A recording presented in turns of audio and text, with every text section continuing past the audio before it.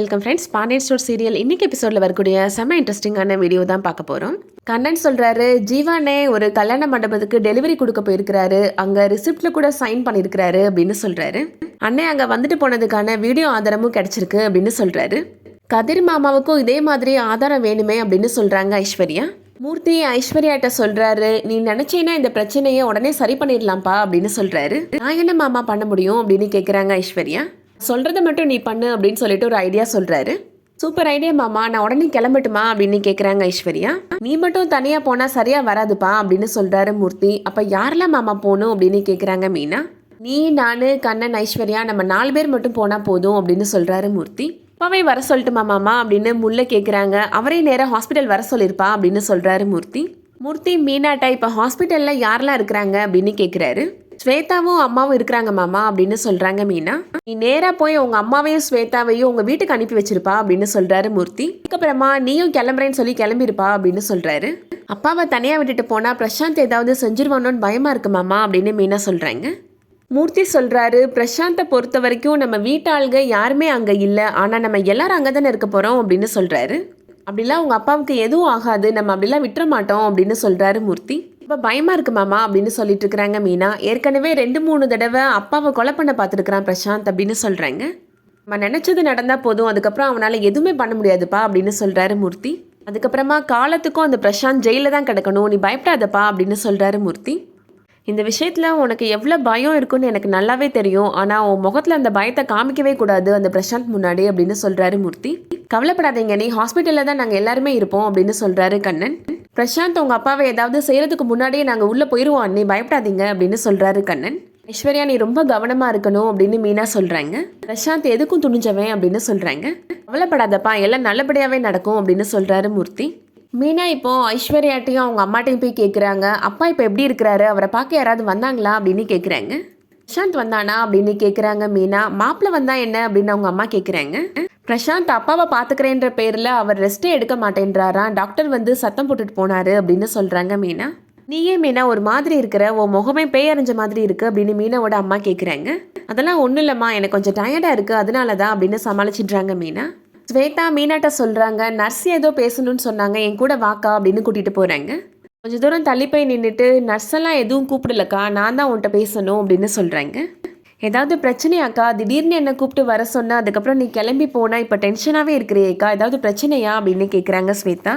அப்பா இப்படி இருக்கிறாருல, அதான் எனக்கு ஒரு மாதிரி இருக்குது அப்படின்னு சொல்கிறாங்க மீனா.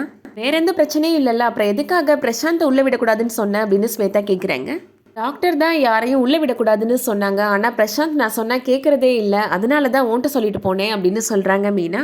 நீ இல்லாதப்ப அவர் 2 தடவை வந்தாருக்கா அப்படின்னு சொல்கிறாங்க ஸ்வேதா. என்கிட்ட என்னென்னமோ சொல்லிட்டு உள்ளே போகலான்னு பார்த்தாரு, ஆனால் நான் உள்ளே விடவே இல்லைக்கா அப்படின்னு சொல்கிறாங்க ஸ்வேதா. அவர் ரொம்ப வித்தியாசமாக நடந்துக்கிறாரு, ஏன்னே தெரியலை அப்படின்னு சொல்லிட்டு இருக்கிறாங்க ஸ்வேதா. கொஞ்சம் பொறுமையாயிரு, உனக்கே எல்லாம் புரிய வரும் அப்படின்னு சொல்கிறாங்க மீனா. நீ அம்மாவை கூப்பிட்டுட்டு வீட்டுக்கு கிளம்பு அப்படின்னு சொல்கிறாங்க மீனா. உங்கள் அம்மாட்ட போய் நீ கிளம்பி வீட்டுக்கு போமா, நம்ம எல்லாரும் எதுக்கு ஒரே இடத்துல இருக்கணும், கிளம்பி போமா அப்படின்னு சொல்கிறாங்க. பிரசாந்த் இப்போ அவங்க வராரு. மீனாட்ட நீங்களும் கிளம்பி போங்க, நான் மாமாவை பார்த்துக்கிறேன் அப்படின்னு சொல்கிறாரு. இல்லை பரவாயில்ல, நான் இங்கே இருக்கிறேன் அப்படின்னு சொல்லிட்டு இருக்கிறாங்க மீனா. சொன்னால் கேளுங்க, உங்களுக்கு என் மேலே நம்பிக்கை இல்லையா, நான் மாமாவை நல்லா பார்த்துக்கிறேன் அப்படின்னு சொல்கிறாரு பிரசாந்த். மீனாவுமே இப்போ கிளம்பி போகிற மாதிரி போகிறாங்க. கொஞ்சம் தூரம் போயிட்டு அதுக்கப்புறமா டிரைவருக்கு கால் பண்ணனே, வெளியில தான் கார் நிற்கிதா, நீங்கள் 2 பேரும் கிளம்பி போங்க, நான் இங்கே இருக்கிறேன் அப்படின்னு சொல்லிடுறாங்க மீனா. எங்கள் கூட வரேன் தானே கிளம்பி வந்த மீனா அப்படின்னு மீனா அம்மா கேட்குறாங்க. பிரசாந்த் பாவம், அவருக்கும் உடம்பு சரியில்லை, அப்பாவுக்கு ஏதாவது வாங்க வேண்டியது இருந்துச்சுன்னா நான் கொஞ்சம் ஹெல்ப்ஃபுல்லாக இருப்பேன்ல அப்படின்னு சொல்கிறாங்க மீனா. பிரசாந்த் இப்போ மீனா அப்பா ரூம்குள்ளே போக போகிறாரு. அதுக்குள்ளே நர்ஸ் வராங்க, உங்களுக்கு இன்ஜெக்ஷன் போடுறதுக்கு டைம் வந்துருச்சு சார், வாங்க சார் அப்படின்னு கூட்டிகிட்டு போகிறாங்க. அந்த டைமில் இப்போ ஐஸ்வர்யா அந்த ரூம்குள்ளே போகிறாங்க. மொபைல் ஃபோனில் வீடியோ கேமராவை ஆன் பண்ணி வச்சுட்டு வந்துடுறாங்க. அது தெரியாமல் பிரசாந்த் இப்போ அந்த ரூம்குள்ளே போகிறாரு. பிரசாந்த் வீடியோ ரெக்கார்ட் ஆகுறது தெரியாமல் மீனாவோட அப்பாட்ட சொல்லிட்டு இருக்கிறாரு. உன்னை பார்க்க வர்றதுக்கு 4 அடுக்கு பாதுகாப்பை தாண்டி வர வேண்டியது இருக்குது அப்படின்னு சொல்கிறாரு. உன்னோட பெரிய பொண்ணு என்ன இங்கேருந்து போகவே மாட்டேன்னு ரொம்ப அடம் பிடிக்கிறா அப்படின்னு சொல்கிறாரு. என் மேலே அவளுக்கு சந்தேகம் வந்துருச்சா அப்படின்னு சொல்கிறாரு. வாய்ப்பில்லை அப்படின்னு சொல்கிறாரு. சந்தேகம் வந்திருந்துச்சுன்னா என் பேச்சை கேட்டு அவள் வீட்டுக்கு கிளம்பி போயிருக்கவே மாட்டாளே அப்படின்னு சொல்கிறாரு. நீ கண் முழிச்ச உடனே என்ன கேட்ப, என் பணம் எங்கன்னு தானே கேட்ப, அதெல்லாம் என்னால் திருப்பி கொடுக்க முடியாது, நான் எல்லாத்தையும் செலவு பண்ணிட்டேன் அப்படின்னு சொல்கிறாரு பிரசாந்த். அதுக்கப்புறம் நீ என்ன பண்ணுவ, நான் உன்னை அடித்தேன், கத்தியால் குத்துனேன், உன்னோட மேனேஜரை நான் தான் கொலை பண்ணினேன்னு சொல்லுவேன்ல அப்படின்னு சொல்கிறாரு.